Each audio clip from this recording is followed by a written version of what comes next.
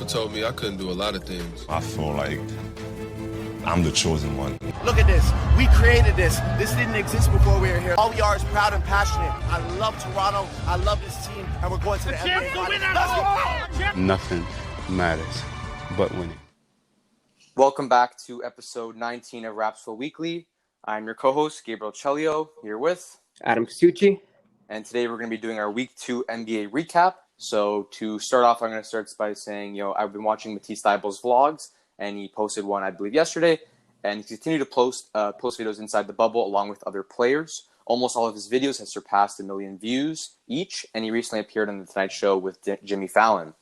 He showed clips of that in his most recent vlog, and his family was extremely excited to see it happening. His dad, they're all talking, calling all the relatives. I think it's exciting for a rookie player to be, been put on such a huge scale to be seen by the whole world. Not even basketball fans, but just, the Tonight Show fans, Saturday Night Live fans. So that's cool. And JaVale McGee also has been posting many videos, some putting up numbers anywhere from 1 to 2.2 million views.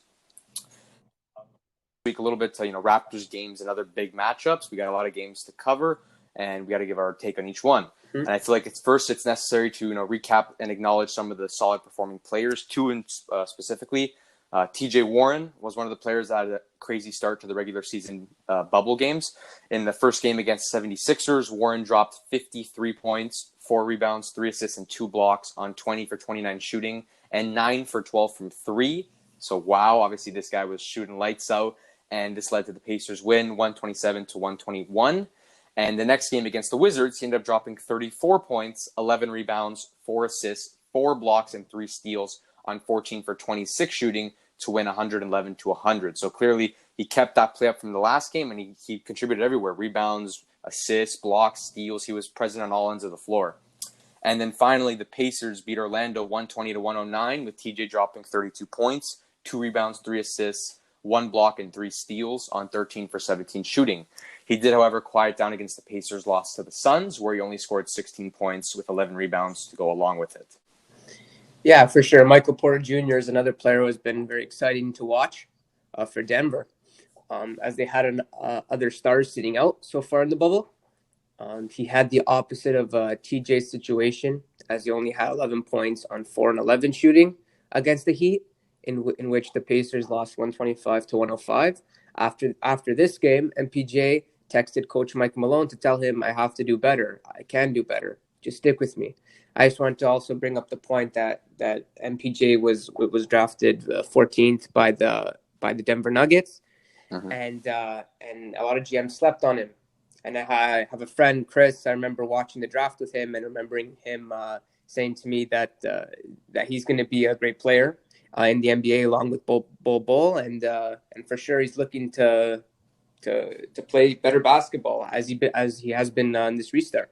Yeah, I just wanted to say that, him and Bol, Denver took a chance on both of them. They both were coming off of injured seasons, and going into college, MPJ was supposed to go number 1. That's what he was predicted at, but obviously his injury dropped him. He wasn't supposed to go that far down the draft, but obviously now that Denver took their chances on them and watch these players come back from injury and come back healthy, it's great to see them play at this level. For sure. So he texted Mike Malone, "I have to do better. I can do better. Just stick with me." And to which Malone responded with, "Michael, I'm not going anywhere. I'm just going to stay with you. You're a hell of a young player, and you're going to continue to grow." That's a lot of confidence from a coach. Yeah. And it's good to know to have that reassurance and to have that support as a young player. Mm-hmm. And continued to grow as he did by bouncing back from his off night with a 37-point, 12-rebound performance on 12 to 16 shooting with 4 threes, beating the OKC Thunder 121 to 113 in OT.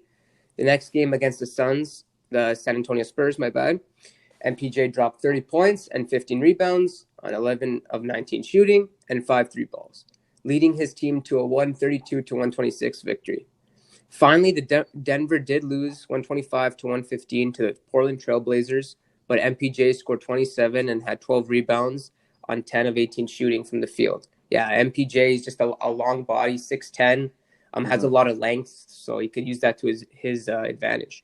Can shoot the ball really well, actually, from 3 specifically. So for his size, that's fantastic. Okay, and now moving on to the first, big game, we got Raptors versus Heat. We were able to take the lead quickly in the first quarter of this game as we watched the start of the Fred VanVleet show. He started the game with an air ball, and I told Adam, it's never going to start like that because it tears at the confidence of the player.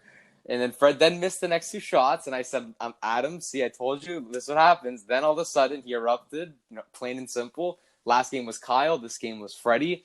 He was extremely hot. He ended up dropping a career-high 36 points, 5 rebounds and 4 assists on 8 for 16 shooting, 7 for 12 from deep. Great numbers there. He made all 13 of his free throws after, slicing and attacking the basket, getting his way with defenders. And by the time we hit the fourth quarter, Freddie was getting doubled practically every play for how good he was playing, which allowed us to look for more options on the floor. And he led us to our 107-103 victory. Yeah, I also see the supporting cast with Pascal. He chimed in with 22 points, 6 rebounds, and 3 assists, 7 for 14 shooting. Very solid numbers there. He had a couple of big threes, and right now we are placing close attention on his shot selection, which I think needs to be improved. He is more confident in his shot, and that's great. But some 3 balls are not good looks, plain and simple. Yeah, for sure. His shot selection has been a bit 50-50. It hasn't been the best selection of late, but I feel his form, it's like a robotic form. It's like it was robotic, but I swear it came back better. It's like a set jumper. I feel like it's almost like Giannis. And in games, I feel like it's hard to do. It's hard to get off, and it's hard to obviously score the basketball. Somewhere around the second quarter, or maybe late first, there was a lot of sloppy play from both teams. I noticed that rebounding and passing was lackluster, and Marcus Gasol was not performing well. He did only end the night with 6 points and 3 turnovers in 22 minutes. Powell and OG stayed pretty quiet this game too. Although we talked about their improved play, Powell had 7 points and 5 assists on 3 of 9 shooting, 1 for 4 from 3, and OG had 7 points on 1 for 5 shooting. We will say it again when talking about the Bucks game, but for now, we just want to say how impressed we are with the Heat's play. They're a strong team in the Eastern Conference and obviously can move the ball and shoot really well. They have fantastic young talent in Kendrick Nunn, Bam Adebayo, Duncan Robinson, and of course Tyler Hero. Nunn and Robinson were quiet this game, but in the Bucks game, Robinson was putting on a show. Yeah, for sure, he's a fantastic shooter. They like to run the football routes on the side with a pick either by Adebayo or Kelly Olynyk, and Robinson or Hero going on both sides of the wings trying to set up for 3, which is a great play that Miami was using against us. Yeah. Crowder, Butler, Olynyk, and Dragic all put up solid performances this game. Dragic was playing very well in keeping the game close with us, but luckily we managed to get by them in the fourth. We shot the same percentage from the field roughly, but shot much better from 3, 50% compared to their 31. We did have much more turnovers though, 21 versus 14, and they had more assists, demonstrating their strong ball movement. Chap, Hollis Jefferson, Terrence Davis, and Matt Thomas all barely played with 11 minutes, 4 minutes, and 1 minute, contributing 0 points and 4 turnovers total. That game didn't really show a strong bench performance. I mean, when they're coming in off the bench, they have to bring the energy, they have to bring scoring, they have to produce and give us positive minutes when the starters are having a break. And they didn't do that this game. Yeah. Moving on to the Raptors versus Orlando Magic. We bet them in the playoffs last year. A lot of people say with the Vooch and Mark kind of matchup, Mark always gets the better there. So the Raps carried their victory momentum to this game versus the Magic, giving us a 109-99 victory. We started out very strong, holding Orlando to 11 points in the first quarter. No one was making shots in the first couple of minutes, as both teams went 0 for 4 from the field, I believe. Mark was the most aggressive we've seen on offense, which is really good in a while, taking 6 shots in the first quarter and making 3. Pascal was playing strong at the start too, but then declined as he took 2 bad threes, which we talked about, his shot selection. He also had 7 turnovers, which was very rough to see. Matt and Leo did mention that Nick Nurse wanted Pascal to find his offense in this bubble and take some time with the ball in his hands to figure things out. I'd rather him figure things out during this regular season and the seeding games here than obviously in the playoffs. Exactly. Everyone did contribute their fair share, though. Powell and OG both improved with 14 points and 12 points, respectively. Powell shot 5 for 10 with 3 threes, and OG 5 for 7. Freddie led the way with a nice double-double, 21 points, 10 rebounds on 8 for 13 shooting. Yeah, Lowry was close to a triple-double also, 8 points, 9 boards, and 10 dimes, but he couldn't find his stroke this game. He shot 2 for 9 from the field and 2 for 7 from three-point land. His shots just weren't falling, even his regular pull-up threes. They were just, rimming out, and he also had 4 turnovers, but still played solid defensively to make up for this play. And the Magic only put up a real scare in the third, outscoring us 33-23, but we did close out, obviously. T. Ross and Fournier led the Magic with 15 points each, and even Gordon was causing us problems near the beginning of the game, but I guess you could say Lowry took care of that. Lowry took him out of the air on one of the plays where Gordon was running to the basket, and he was getting a dunk, and Lowry kind of hit him late, swung at his arm, and made him kind of have a rough landing. And that was similar to, like the Vince Carter McCaw situation, sort of. And, Lowry isn't scared of anybody. I think it might be the North Philly blood, because as Gordon was walking off the court, he said, "You're the B word," swore it at him. And then Lowry responded with 836 is my room number, 836. And, clearly he wanted the smoke from Gordon. And we've seen the same thing against Ben Simmons. So the league knows Lowry won't back down from guys, even if they're bigger than him. He's not scared of anybody. TD and Rondé both got more minutes this game, 15 and 16 respectively. That's like we thought. Obviously against the Magic, they're not as tough as an opponent. TD had 4 points on 1 of 3 shooting, and Rondé had 7 points on 2 for 5 shooting, so still not the best, but they did pull up a little bit of a performance. And we shot better from the field overall with 49%, almost 50 again the last game, so that's obviously great, good numbers compared to their 40%. And our 3-ball was shot a lot better too, 36% versus their 27%. And all other stats are pretty much even. Moving on to Bucks versus Heat, so bouncing back from our game against the Heat, the Heat beat the Celtics 112-106, which was a result of a strong first half from them. Adebayo and Robinson led that game with 21 points apiece. And once again, in the Bucks game, the Heat started off very strong in the first half. Both teams were pretty much shooting the same percentages, but the Heat had more threes and more shots in general, along with far less turnovers. It was 3-8 around the second quarter. And Giannis had 3 fouls in the second quarter early on, so he had to sit for a bit, but came back before halftime. He and Middleton led the scoring for the Bucks at halftime, and the Bucks needed to win this game if they wanted to clinch the first seed in the Eastern Conference. And Miami was playing great basketball, like we said before, moving the ball well, finding the open man for 3. They have a great dynamic going and leading the league in team 3-point percentage. The Raptors are in 4th, they are in 1st. And they said that as a team, they watched a lot of Reggie Miller film to learn how to run routes for shooters and to find open spaces for 3. And they do have strong shooters in Hero, Duncan Robinson, along with other capable shooters and good ball movers in Bam, Jay Crowder, and Kelly Olynyk.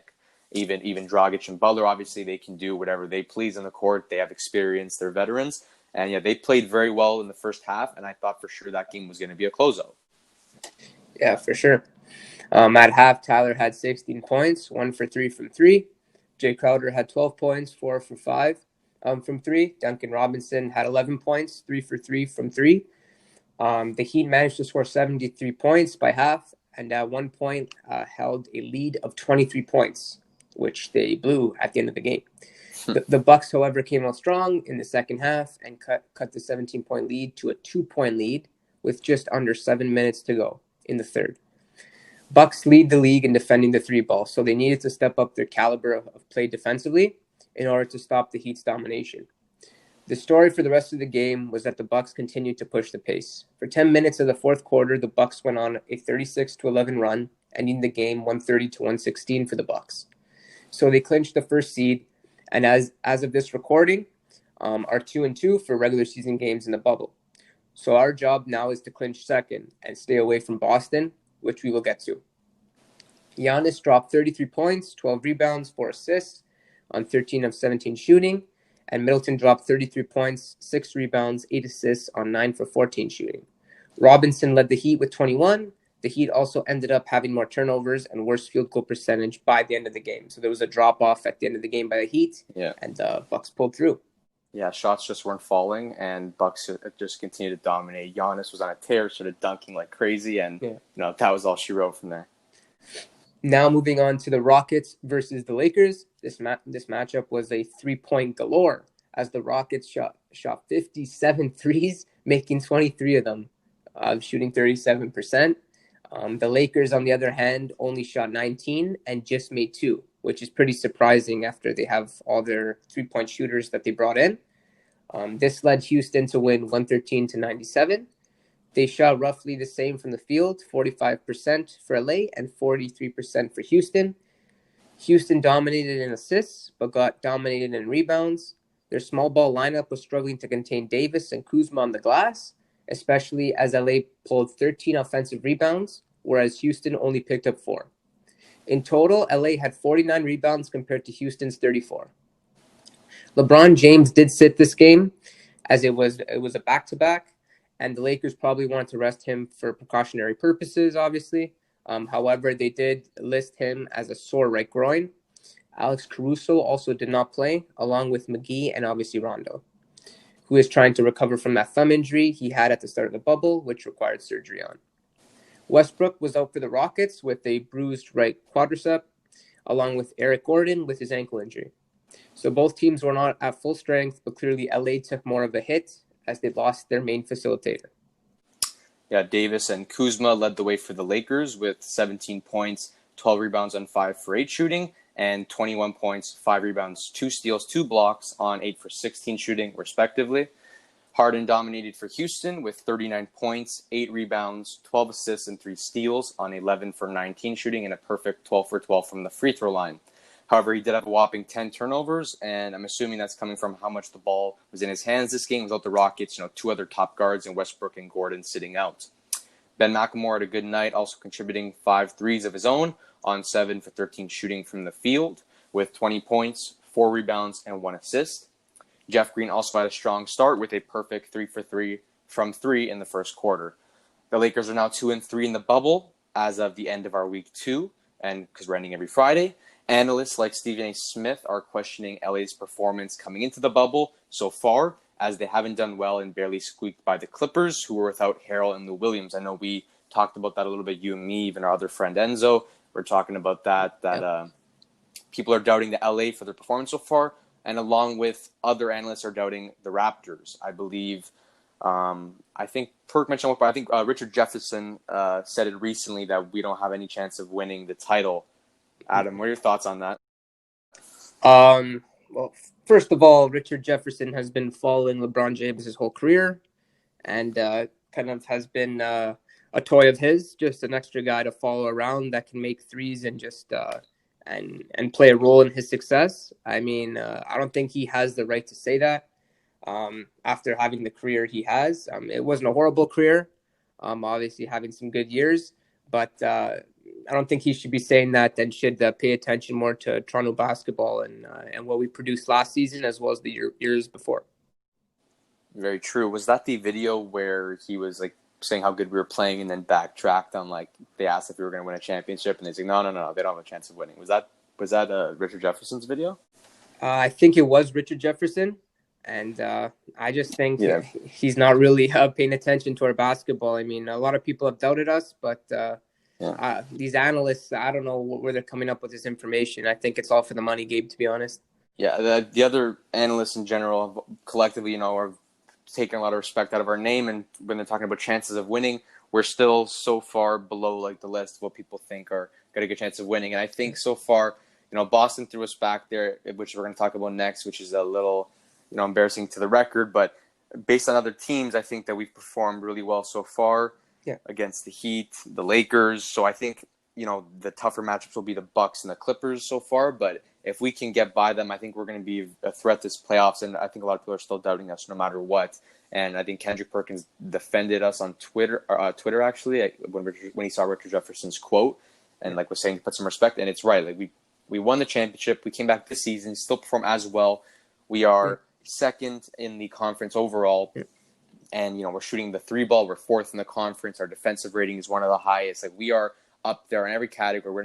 We take a lot of 3. We have a high 3-point percentage, take a lot of 3 balls as well. We cover a lot of the categories, and we're high up in, team comparisons for the most part. So, the lack of respect is kind of saddening for our team. Yeah, for sure. And we can win away basketball games, Gabe. A lot of teams like Philly struggle on the road. Yeah, and if you're able to win away basketball games, especially in the playoffs, it's obviously a big game changer when it comes to the series and how it plays out. Yeah, so now for the most dreaded part of the episode, we have the Raptors versus the Celtics. Didn't want to get here, but here it is. The Raptors got demolished by the Boston Celtics, with the final score being 122 to 100 for the Celtics. Boston held us at one point to a 40-point lead in the fourth quarter. So, it was very, very, very hard to watch. Luckily, we had the Leafs making a comeback from being down 3-0, so there was some positive entertainment for the night. We were outscored by 8 or more points in pretty much every quarter except the final, when both teams had their bench scrubs on. Boston had a better field goal percentage of 49% compared to our 43%. Also, our three-point percentage was 26 compared to their 35. Plus, they had more shots to go along with that. Boston had more assists, more rebounds, and less turnovers than us, so that guarantees basically how the game went. It's pretty clear. Very, very tough game to watch overall, since our players looked like they couldn't buy a bucket, especially the starters. And it felt like the Celtics were pretty much making everything when I was watching. Yeah, Siakam had a horrible game. That started trending on Twitter as people called him out on his horrible play as of recently. This game, Pascal had 11 points, 2 rebounds, 2 turnovers, and had no assists in 28 minutes, shooting 5 for 15 from the field and 1 for 5 from 3. OG didn't have much of an impact. He had 3 points in 18 minutes, shooting 1 for 4. Mark and Lowry were both 0 for 3 from 3 and combined for 4 turnovers. Freddie had 13 points, 4 rebounds, and 4 assists on 4 for 14 shooting and 1 for 6 from 3.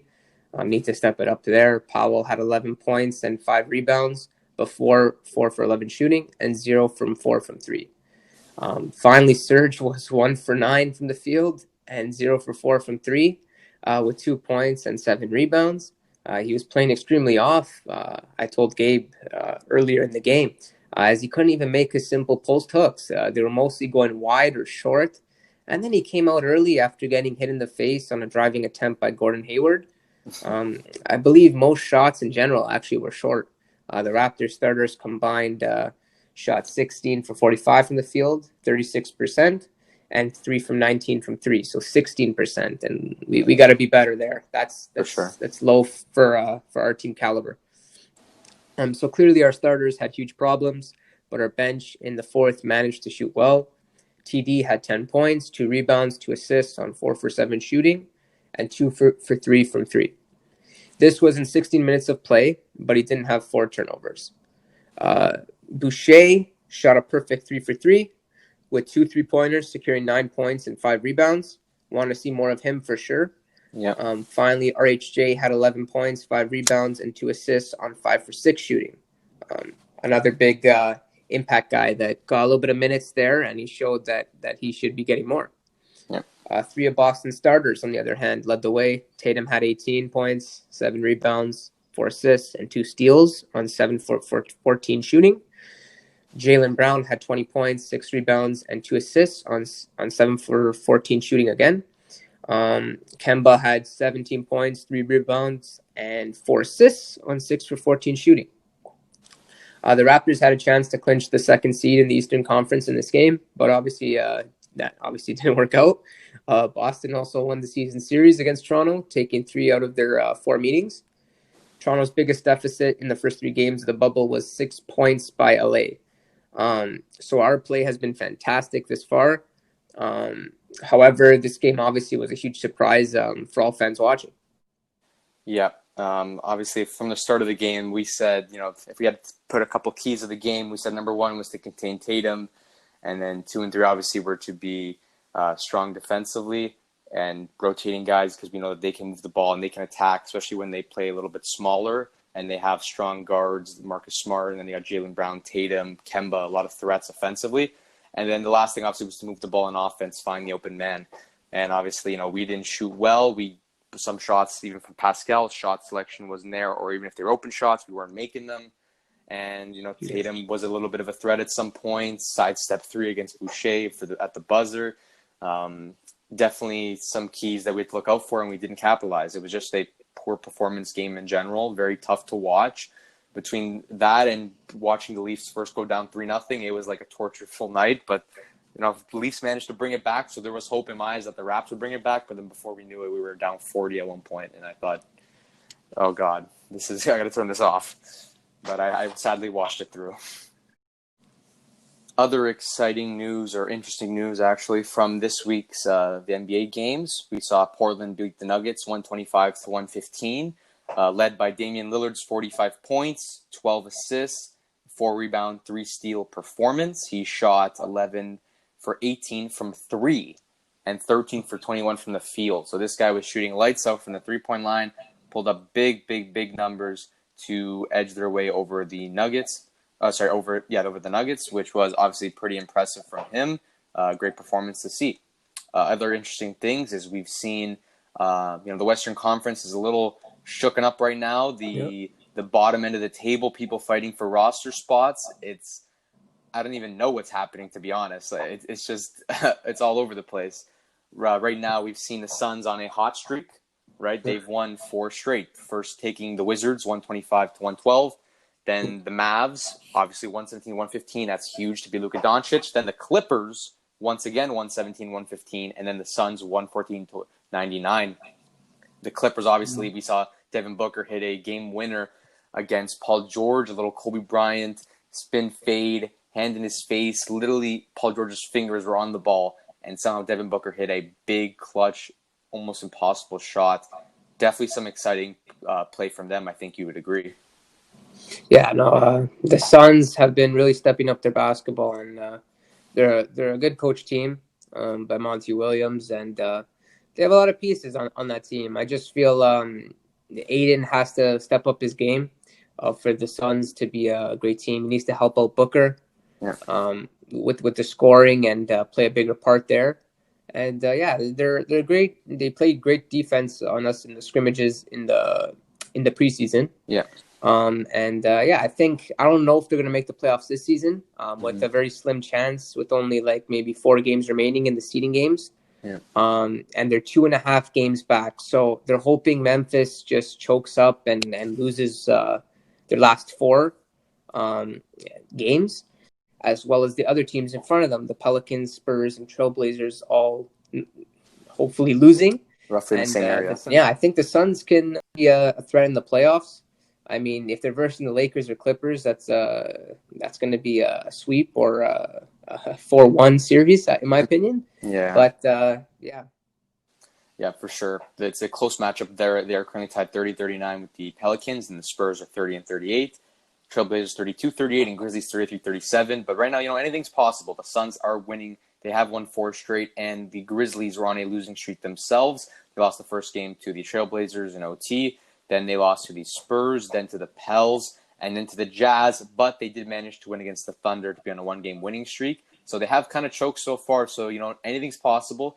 But it was surprising they did actually blow out the Thunder, who in turn bet the Lakers. So I don't know what's happening in the West. It's kind of crazy right now. I think even Ja Morant, just wanted to squeak this one in. Ja Morant, he said that he feels motivated by the Grizzlies' tough schedule coming back in the seeding games. And I feel like he just hasn't shown that. He hasn't shown his best play of late. And the Grizzlies really need it here with the four games remaining. For sure. Okay, I think that wraps it up. We hope you all enjoyed. Thank you for watching. Please like and subscribe. We're available on YouTube, Spotify, Apple Podcasts, Google Podcasts, and more. On Instagram, at Rapzville, you can find more NBA content, box scores, up-to-date news, all that. So, yeah, that's pretty much it. And that's us signing out. Peace.